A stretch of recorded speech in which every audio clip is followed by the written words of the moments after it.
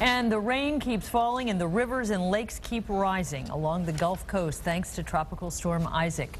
Stephanie Hockridge of Script Station KNXV is live for us tonight on the banks of the Mississippi in Louisiana. Stephanie? Yeah, Carol, we're actually in Plaques Parish, one of the hardest hit areas by Isaac. And can you imagine this, kissing your kids goodnight, tucking them in to bed in a room filled with complete strangers. But when you have nothing, it's the simple things like a cot, a pillow, and a blanket that can put a smile on your face. Flooding that doesn't seem real. Damage that will take years to repair.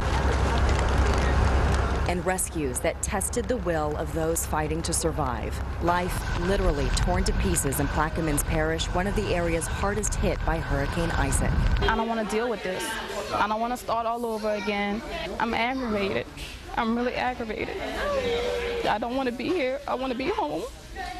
Here is the YMCA. And if you want to get a cot for them. A teen center turned shelter to house and feed those whose homes were destroyed and lives were turned upside down in a matter of minutes. What are we going to do? Where are we going to go? How are we going to survive? How long are we going to be here?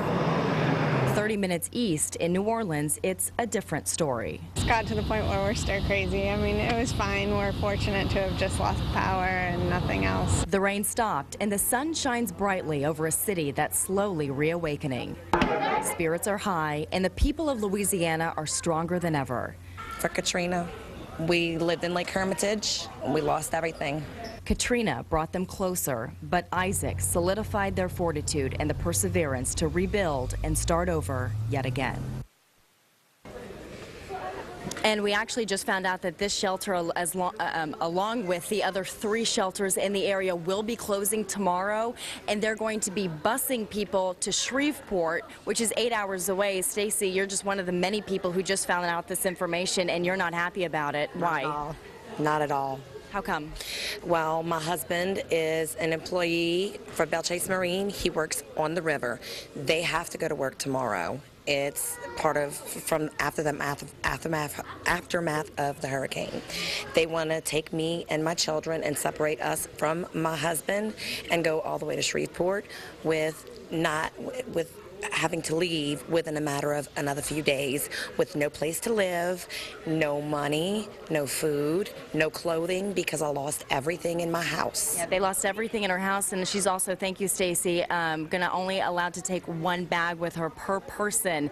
They'll give them a dorm at LSU. That's the plan right now for people who've lost everything. Again, more devastation here in Louisiana as now families are having to be ripped apart because, again, they have nothing, Clyde.